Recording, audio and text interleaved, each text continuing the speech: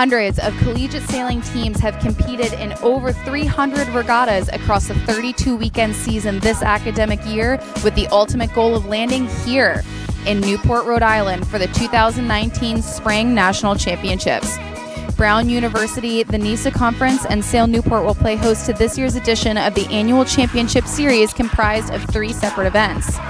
First, we have the College Sailing Sperry Women's National Championship, followed by the College Sailing Laser Performance Team Race National Championship, and last but not least, the College Sailing Gill Co-Ed National Championship. These student athletes have spent countless hours in the gym and on the water, in addition to their rigorous course load and preparation for these pinnacle moments. We will be bringing you all the action live from Newport, Rhode Island, as these sailors head off on their mission to win this year's Spring National Championship titles.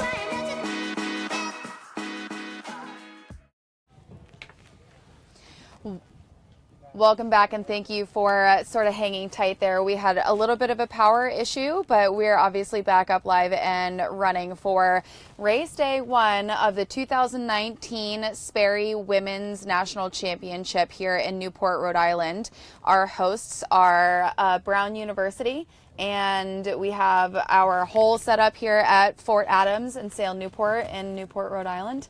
And we are actually out on the water with races 5 and 6A, right, John? Yeah, we went with the B division before the first break of the regatta, so the A division stayed at the dock in the B's race. So if you go to the results at collegesailing.org, you'll see those 2 scores are already posted in the B division.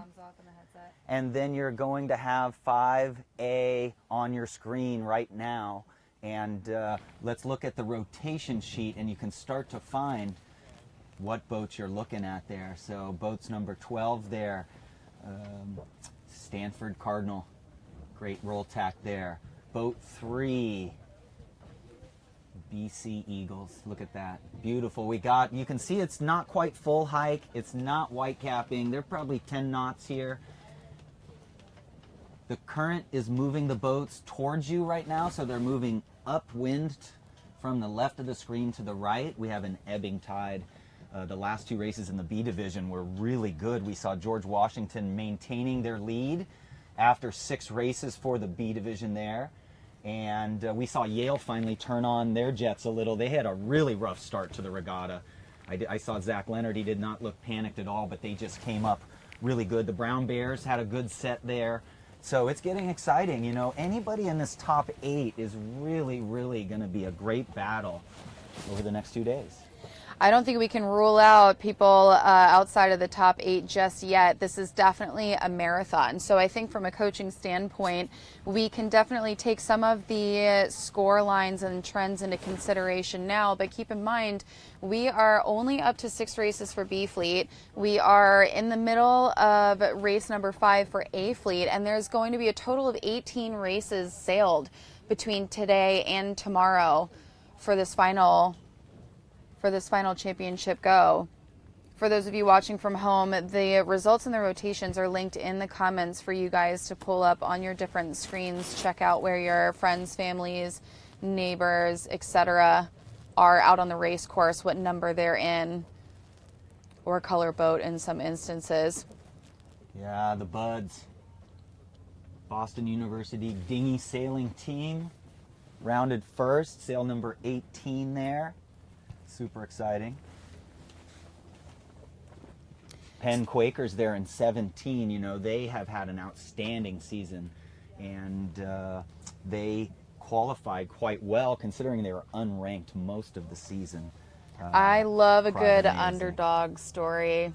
Yeah, and they won their fall conference championship. The fall conference championship, they won that for the first time this year. So they've just had an amazing year. They got in 8th, 1 place under the radar yesterday. In the semifinals, they made it by 1 boat. And here, they're the top unranked team in the regatta right now. Just a great performance for those guys. Penn sitting in 7th after those last 2 races. In 7th? 7th overall for Penn after the last 2 races. So they're the highest placing right now unranked team. That's awesome. Yes. So there we go. That's why we For those of you who are super familiar with college sailing, if you've been following along all season, if you've got your favorite teams, you know where they placed, you're an avid fan. I think that we're going to see some shakeup in the scores. We can't rule out what's going on in these 6 races quite yet, but we certainly can't say that it's, you know, it's a definitive, it's going to define what's going to go on in the next. John, I hope you're good at math because I'm really not. Yeah, I had whatever to do, 18 minus 6 I sailed with a guy named is. Chris Larson for a lot of years, and I had to do all the math, and I didn't look at results for about 14 years, so that was a indoctrination. So yes, I'm very good at the math now. That's a relief. Marley, I really limped along through math last year. Marley was an MVP. So now you're looking at the screen. I believe we just saw Yale in the very back there. That just shows you the depth. I'm really surprised by teams getting on port tack. The current there is going from your right to left on the screen, so that's making starboard tack much longer than port. I'm not sure what people are thinking. You know, if you sailed in huge current, the wind's not going to die here, folks, but if you sail in huge current and you sail down current first and then the wind dies, you're not getting back on starboard. So I'm surprised people are getting on port tack so early.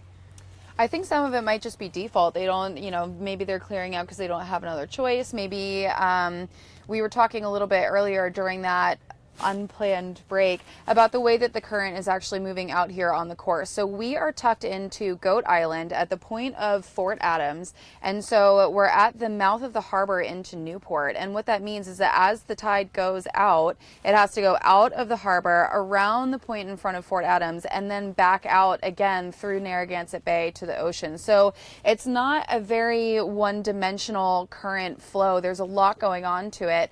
In theory, we can, you know, piece together what we think our idea of how to play the current is, but there are going to be some nuances to the way that that water is moving depending on where it is in that ebb and flow cycle and how that's going to affect the overall race course. Well, look at this. We got the Quakers here, made a gain, been extremely good. Let's see. So they're coming into the gates now. The gate buoys, they have to pass between the 2 gates.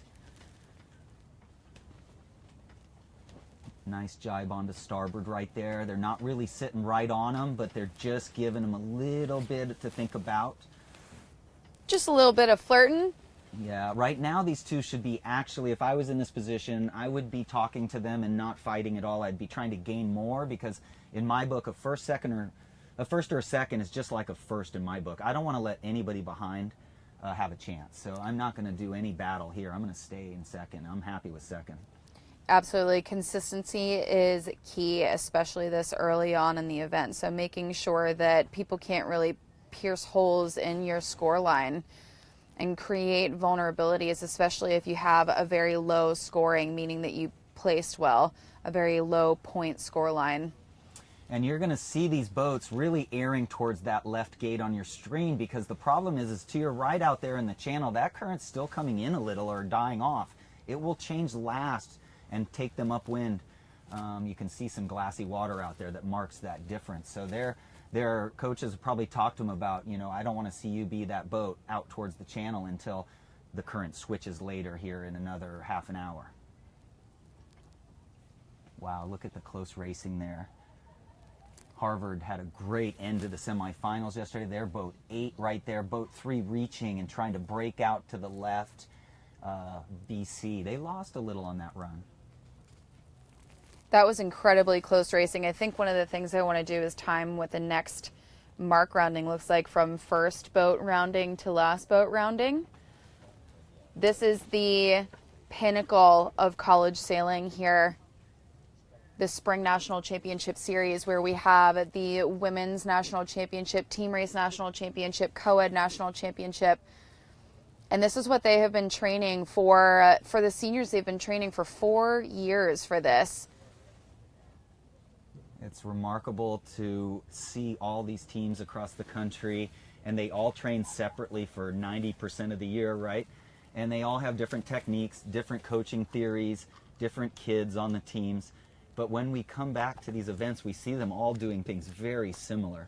One of the coolest things is I notice very few know the results. I'll ask the kids, you know, what'd you get in that race? They're like, we think we got a 6th, but we don't count points. It's an amazingly organized system where when they all come together, their techniques and their thought processes are very, well, educational, very smart, which students should be, and very consistent. It's amazing how they all come to the same conclusions, really, or a lot of the same conclusions on how to sail the boats.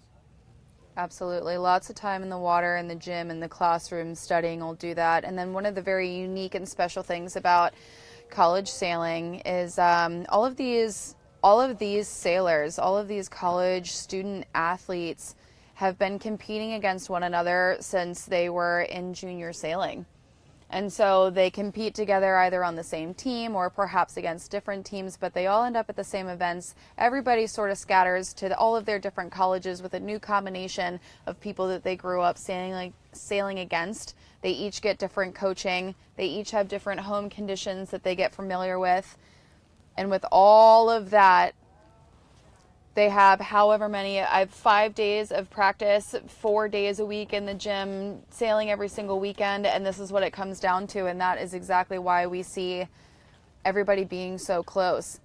Yeah, I was talking to a couple of the young ladies I was lucky to coach when they were younger, and they're here, and one was talking about sleeping, in the van about a month ago, and was studying and fell asleep, and ended up waking up and just laying like on top of another person who didn't know that they're just all asleep. They just bond so close in these vans, and when they're studying together at regattas. Oh yeah, it is one of the best parts of what we're doing out here. To bring back one of my favorite adjectives presented to me by a follower last year, van rides get awfully spicy. And I'm going to let you interpret that however way you want.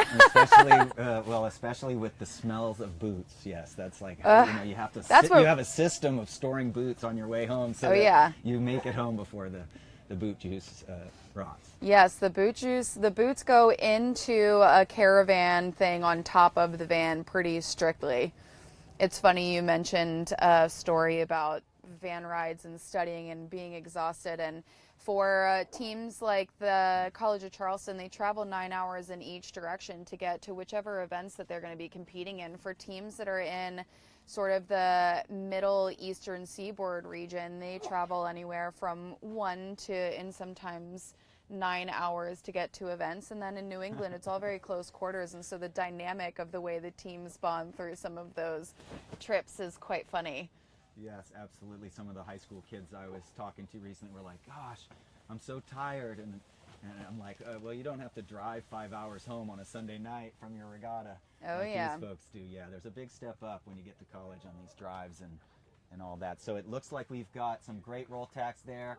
Maya Agarup, a junior, just had a great race. She's definitely all conference skipper there in NISA for sure. Her crew, Emily Croteau, they're rounding.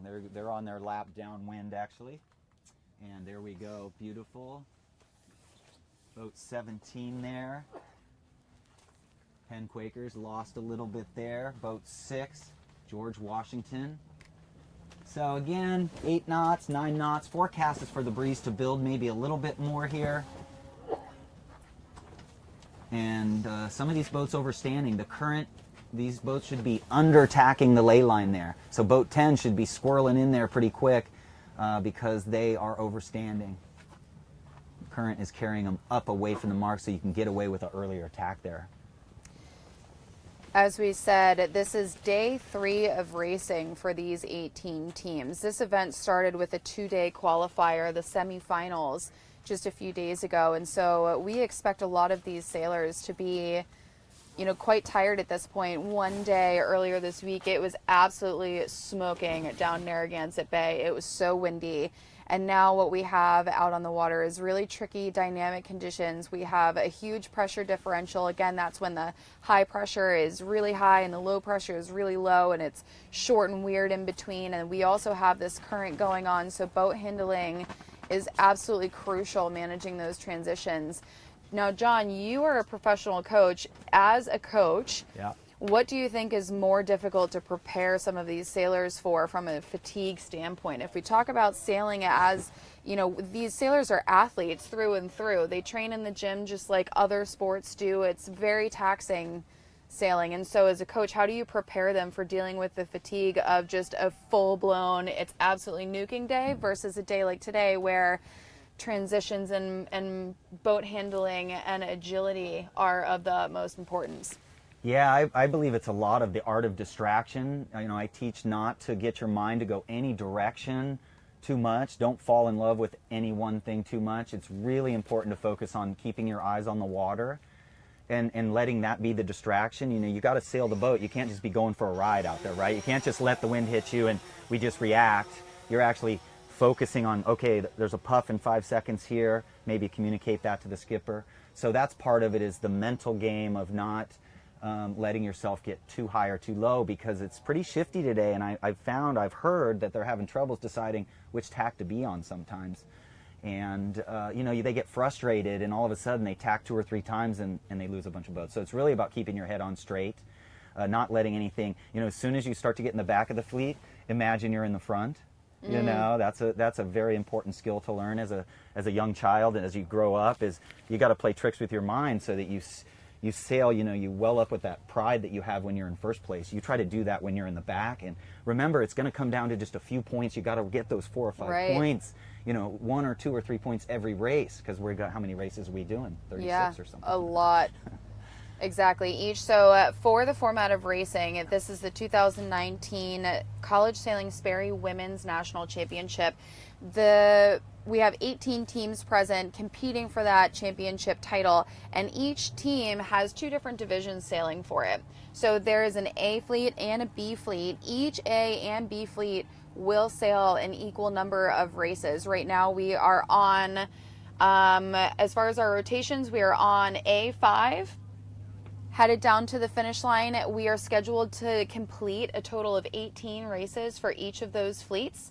So we're, about a quarter of the way through the event so far, expecting it to keep on keeping on, and everything starts to unfold later today. Yeah, and we are just so lucky to have good wind and great drone operators, a lot of experience, run a lot of regattas with Degan Media, and man, look at that view. You saw Maya Agrup in 18 going to cross the finish line, having made a huge gain on the second beat over Penn, but Penn's happy. Doesn't matter the gap. Quickly, John, so while we have this on frame, what I want to talk to you guys about, the boats are sailing back down towards the finish.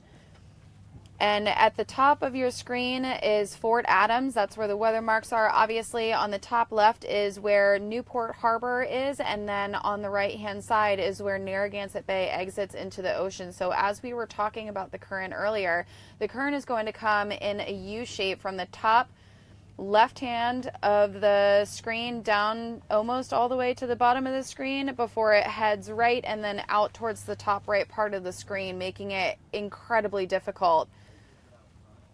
Absolutely. So what they're doing is, believe it or not, there are a few, I can't see them now, but I believe there's a few lobster pots over there that the kids are sailing off to look at. So they're starting to monitor that situation by reading the lobster pots mostly. And then their coaches are out there too. Every team, almost every team, has a coach on land and on the water. And they're getting talked to about the current. And the current's going to reach a pretty high magnitude here in just the next hour. It's going to really be going a knot, and 1.4 knots out. So there you go. Race number 5A of the 2019 Sperry Women's Championship is complete.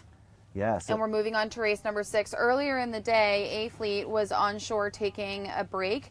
At this point in time, B Fleet is taking a break, and so we're going to roll right into race number 6 for A Fleet. The start should begin here shortly. Yeah, it's just been outstanding racing the last 3 days. This is the mildest conditions we've had.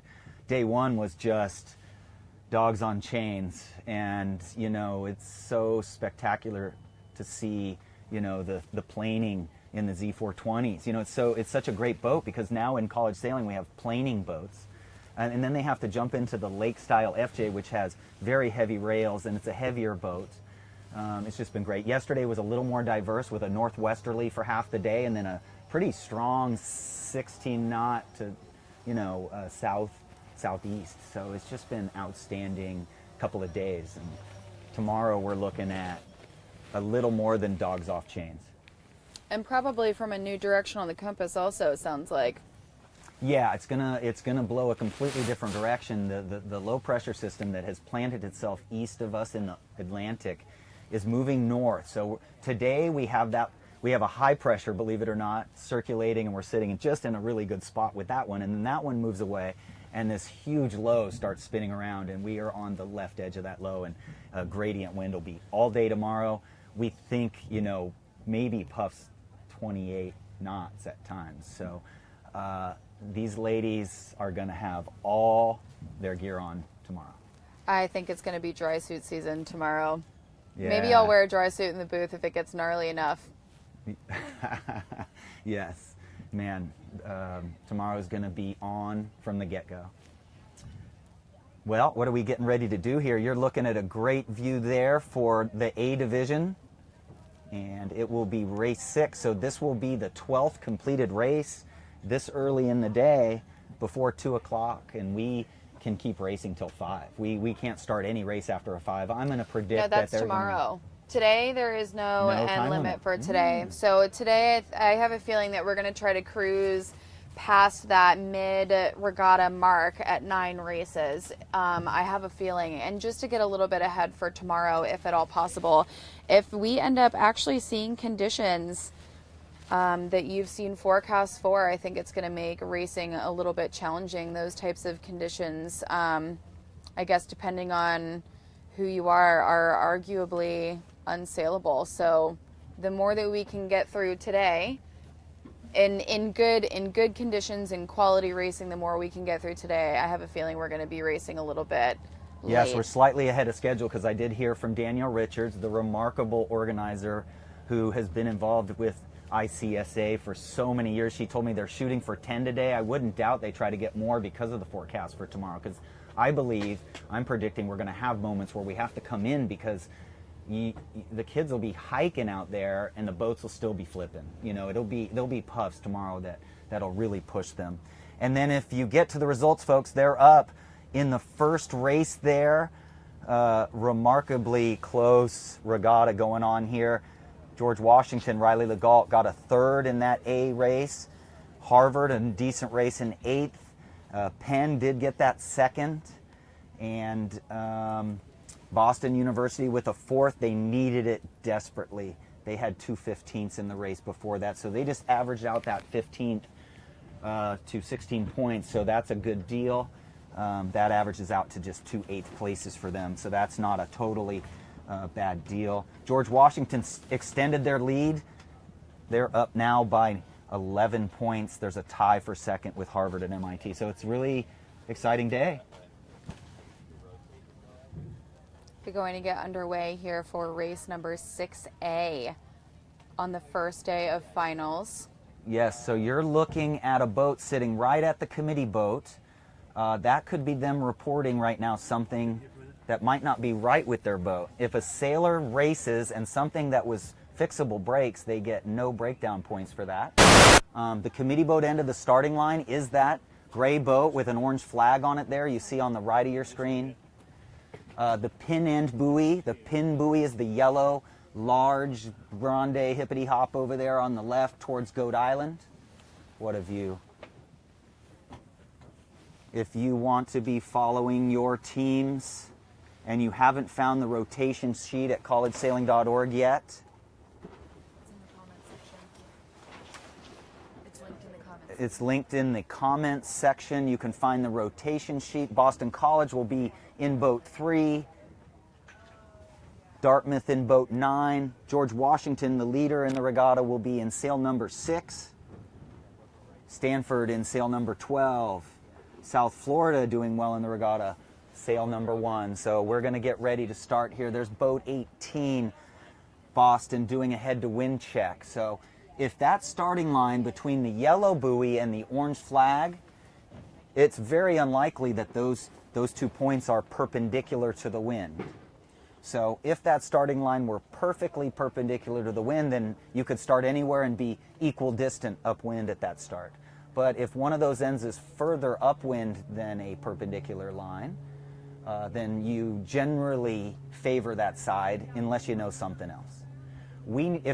We know that the boats want to get left right now. We know that. The water is surging out of Newport Bay here and helping the boats on starboard tack. So I know people want the left. If that yellow buoy is at all further upwind, I bet you we see people pushing down towards there. The other thing about the current is it's very easy to start at the pin end right now because the current is lifting you up.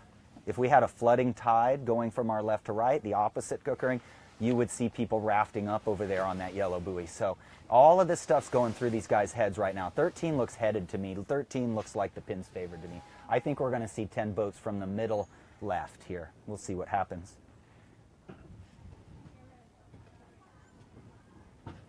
13 being the Statesman, Hobart and William Smith colleges.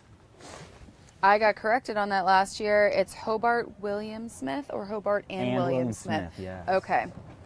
And then you got boat 4 there, the Cornell Big Red. They started out really strong. They've had some rough races. I kind of have a favorite kid that sails for Cornell now, a freshman, Daisy Holtis. She comes out from San Diego. I was lucky to watch her grow up out at San Diego Yacht Club, and there's very few kids who are so diverse. She can sail 29ers, lasers, FJs, 420. She flies a spinnaker, amazing. She's got a fire about her too. So Cornell, here we go. We must be getting close here. You got boat 3 set up pretty early, trying to stay high and slow there, unless they're being threatened. That's BC. Wow, they just dropped down to 16. 3 should be trying to get away from 16 there. I love a good port approach. Yale, desperate to have a good race. They're going for a bullet here. I'm sure the coach, if they talked to him, said, we really need to take higher risk. If you're doing extremely well in the regatta, you'll push a third of the way from the favored end. If you're not doing good in the regatta, you will really try to take a little more risks. Now, that is a beautiful shot. The current is pushing them over the line, folks. 10 has really got big guts there. Beautiful start by Yale there in 16.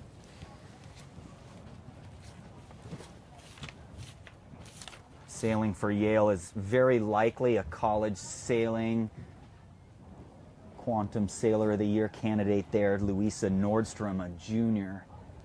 And Louisa started the regatta with Claudia Locono, but I'd assume since the wind hasn't changed, I'd assume Claudia, who is a sophomore, is in there too.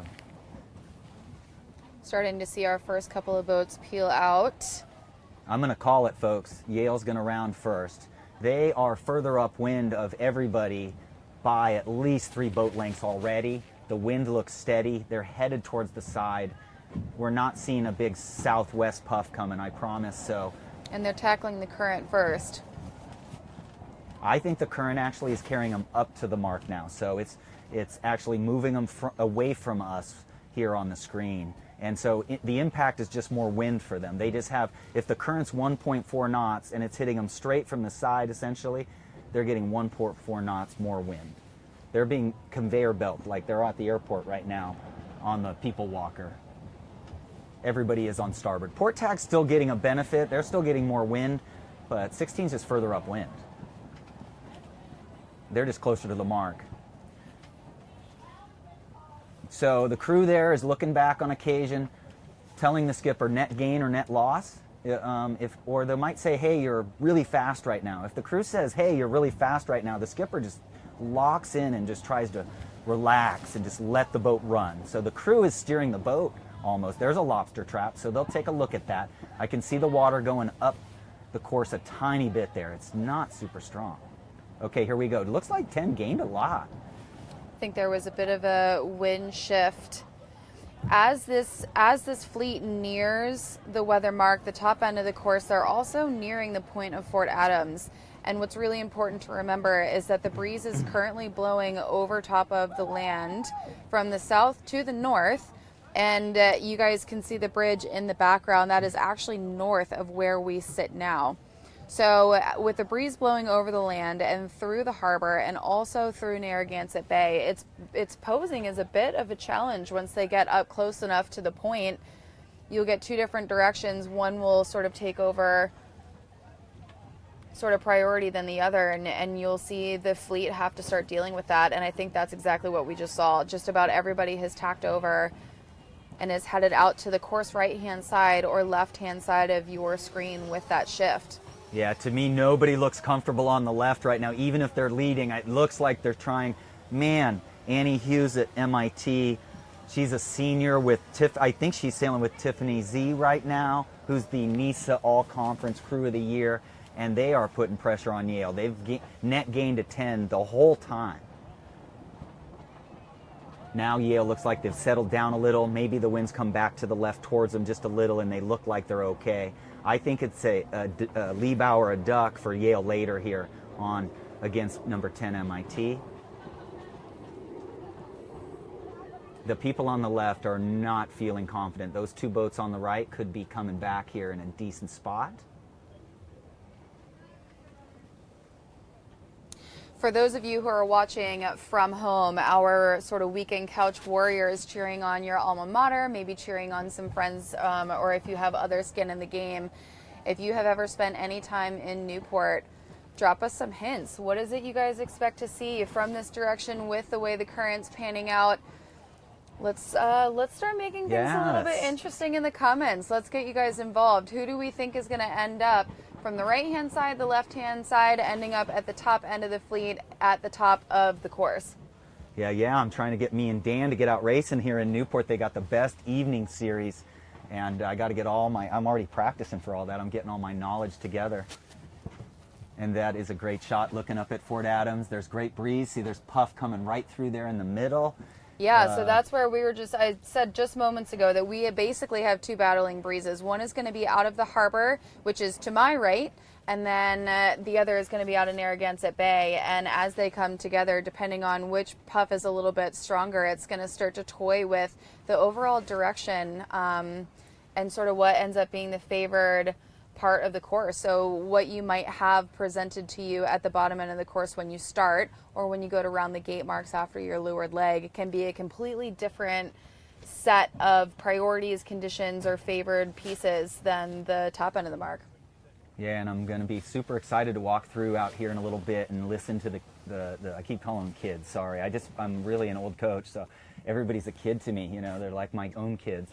But I can't wait to talk to the sailors about what were their impressions out there, what did they see, what were they doing, and it's, you know, that's what I've been doing already this morning. And the coaches are pretty quiet. They just kind of hang back. You know, they've just trained these. It's not a great word, but they're a little bit robotic in that they're so trained up and so emotionally confident. It's really exciting. Well, there you go, coming around the weather mark. Boat number 7, does that look like Charleston? Ali Topa, one of the fastest boats in the country. Charleston always in the top of these regattas there. Okay. Maya Agarip at BU there again. Emily Croteau again having a dive low. Again, I stay on starboard, folks, because starboard's the current is making starboard longer. So a general trend for a good team is to play the percentages all the time, or most of the time. And the percentages now would say that the ley line is moving to the gates. And if you're heading on port tack right now, you're actually sailing the shorter leg. Starboard is longer. Your chances of losing are less. So that's why you're seeing everybody stay on starboard, because they've become smarter. Their coaches have gotten in their ears. They've probably figured it out. Some of the seniors and juniors have figured it out that jibing on the port is risky. Also, the Topas own a house in town and spend a considerable amount of time sailing in Newport. And I think that in a situation like today, when the conditions are as dynamic as they are, definitely is an added benefit. Thank you to a good friend, Mike Topa, America's Cup veteran and everything, America's Cup winner in '92 out in San Diego, so I knew him well, and I've been able to stay in the Topa house a few times, so thank you guys for letting us stay there. I am a big fan of the College of Charleston. A lot of Coronado kids from out in California get over there at Charleston and are sailing for them currently, so I have a little bias towards them. And in the past. Last year I had Marley in the booth to balance me out. She was a Yale Bulldog. Well, this is outstanding here. College of Charleston in boat 7 and Harvard Crimson in boat 8. Yale came out 3rd there, so my prediction was wrong. Man, if I was sailing, I already have 2 mistakes today online here. I would be not winning the regatta. You know, when you're sailing an event like this, you're only allowed a few mistakes all week. That's what's so special about it, is you sail 30-something races between 2 divisions, and it comes down to just a few mistakes. That's a lot of circles to go in. Look at that. I'm surprised they don't heel the boats to windward more. They must have balanced helms just at a pretty, neutral helms at a pretty flat heel. You'll see they heel the boats to windward a little, and that skipper's just letting go of the tiller every once in a while, and if the boat turns at all when they let go of the tiller, then the crew balances out the boat. So if the boat heads up when they let go of the tiller, the crew will lean to windward a little more, and if the boat heads up towards Goat Island here, then they'll adjust. They're also playing it a little bit safe, knowing that the breeze differentials are so high. Again, boat handling is so important today with the transitions that you have to make. And in that last upwind, we saw some pretty split decisions be made when the breeze sort of clocked pretty hard for the entire fleet, and watching people have to sort that out. But right now we're watching Allie Topa's just beautiful sailing. Annabelle Carrington, just a super veteran all-conference crew, has been in so far. And, I was saying they all do similar things, and I'm being proven wrong again. Allie Topa sits in front of the centerboard trunk. Can you believe that? So that's very unique. You will not see many people try new stuff, and that's what we want to see at the college level and high school level. We want to see experimentation. I mean, that's this generation, right? We've been taught how to do experiments since we're kindergartners. And so if we do things too much the same, then nobody learns anything. We have to be willing to take risks, change things up, and it looks like Allie's been experimenting with the sitting way forward technique, even in this breeze. Seems really fast. And it seems like she did quite great there. Yeah, Yale looked like they came around second there. I think they gained quite good. They're clearing out there. The Brown Bears having another good race. They struggled early, and they've been coming back. They've had I've mentioned their name or seen their sail number several times there. We have the 2 leading boats of the fleet tacking back towards the center to cover. This is the part of the race where they go from a really heavy press mode to being a little bit more reserved, considering where they are relative to the rest of the fleet, making sure that they are always between what their biggest threat is and the mark. Absolutely. I wonder if that boat on the right there made a gain. I don't know. It could be our angle, but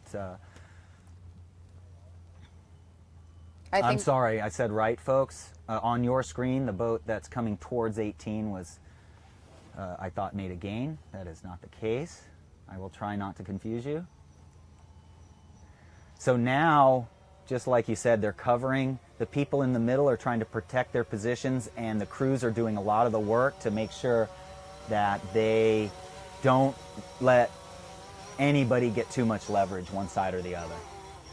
Absolutely. So as we watch Allie Topa go upwind, take a little bit of like a deeper look at the way that they're moving their bodies. They're so subtle, but it makes such an incredible difference. They're dealing with a little bit of chop. They're dealing with different types of pressure.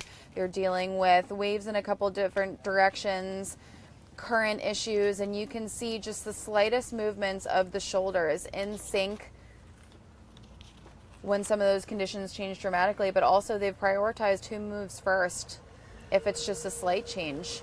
Yeah, and the A division here will sail these FJs today. The FJs are completely different. They're called the lake-style FJs. They have more power. Their sails are more powerful than the Z420s, so that means these guys are both playing the jibs. One of the biggest differences in specific sailing between high school and college is in high school, crews hold their jibs, and in college, we play our jibs. You know, that's the thing. A lot of crews are so scared in high school to do anything other, because their crews are always telling them, hold the jib, don't let it out, hold it. At college, they are playing both sails quite a bit. And the FJ, it has fuller, bigger sails, so they are playing the sails quite a bit. Plus, the jib sheets are sheeted much further in on the FJ than on the Z420, so that makes the groove narrower, so they have to be a little careful. It's a heavier boat. So those are kind of the general differences between the Z420. And on the FJ, they will not let the main out. You'll see that boom will not move. She will hold the boom almost exactly steady, and then they'll just use their bodies to control the heel. It's an interesting point you bring up about the way that we trim differently between junior sailing, college sailing, and beyond. I think that in junior sailing is when you learn the fundamentals, and then in college sailing, everything is standardized. We've taken the spinnaker away, we've taken the rig tune away, we've taken all of that away, and so now one of the major controls that you do have is that sail trim, and this is where we start to see athletes within the sport of sailing really start to, develop their skills as trimmers and understand wholly what such minor adjustments can do to the overall outcome of their up and downwind legs. Yeah, and if we weren't able to do crew changes, then I would rather have a more high performance boat that had different boats, because it's great to have all exactly the same conditions, but if we can't change our crew, then when you get to this level, it does become a weight game. The big teams do good in heavy air and the light teams good. So that's why I like high performance boats like I-420s and all these, because once we can start bending the mast and we can change our sail shapes based on our weight, it actually makes racing more fun, because then we have more friends. We have big 300-pound teams competing against the 240-pound teams. So I love this format. The most professionally run racing circuit, I think, is college sailing. Absolutely. And in the world, especially for women. There's no women sailing in the world that's as professionally organized as what we're seeing right here. It looks like she's got across the finish line. I see a little relax there, so great job. There we go. So that completes race number 6A. 6B, yes, 6A, I'm sorry. Of the 2019 College Sailing Sperry Women's National Championship. We are all caught up. Both A and B fleets have now completed a total of 6 races out of what is scheduled to end up being 18 races. So we're cruising right through the series. Third of the way through. Yeah, third of the way through. So we're going to expect a lot more racing today. And I think one of the really cool things to note is now we are going to have both fleets right back out on the water. And we are going to be sailing. What we just saw was a set where the first race was a course 4. So the second race was a course 5. Can you give us a little bit of an overview of what that is? Yeah, since we do the boat rotations, and the boat rotations are upwind here, the first race, they'll finish them downwind right at the start-finish line. So they have them ready to go for their second race of each rotation. And then when they finish the next one, they finish them upwind near the shore here. So that's the 5th leg. We have 4 legs for the one and 5 legs for race 5. Okay, so now that we have 6 races completed and in progress being input, let's take a look at the overall results. Man, they have done a great job with the race committee. They have got all these races off already, and the score should be updated any second here. Oh, there they go. So up on the screen right now, we have the overall results minus this A race. So far, before these new standings come in, what's our top 5? I think we got a couple ties in there. Yeah, before this last race comes in, you got George Washington leading. You've got a couple ties there, Harvard, MIT. I'm trying to remember who beat who in that race. Brown should be moving up. They're in 4th, Pennsylvania in 5th. I think they were doing well again, so I think it is tightening up quite a bit. So make sure you refresh this screen very soon, everybody, and you'll be able to see exactly how we're going on that.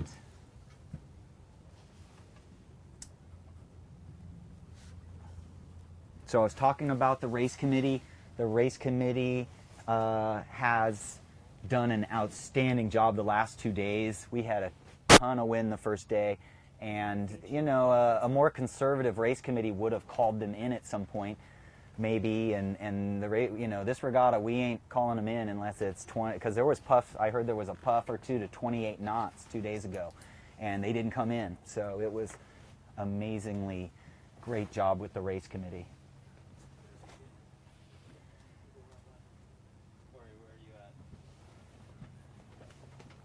The fleet here coming in up to do their rotations in the FJs. The B division is down at the starting line. We're going to have the 7th race for the B division coming up very, very shortly. I actually see the boats all pretty close to the line, so I would not be surprised if we're getting ready to start in the next couple of minutes here. Current's increasing, so the teams will adjust their game plans to not be over early. That last start was just incredible. Big guts when the current's pushing you over the line. So they'll have to adjust even more as we get stronger current here. They will be sitting here looking upwind, doing head-to-wind checks.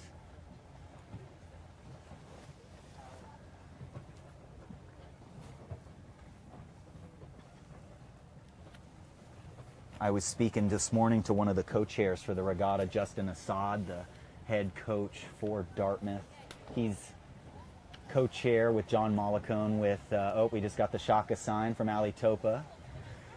And so I was talking to Justin, and he's just giddy about just how amazing, how far we've come with the Women College Nationals. To bring 36 teams here every year to the Nationals, it was a big risk for a lot of people when they come up with that idea a few years back, and some people rolled their eyes and said it was too much. But what it's done is it's leveled the playing field. It's given the the less East Coast teams, it gives them a chance to get there and copy those top teams. And I've seen a big difference in the teams. South Florida, Jacksonville, which is qualified for all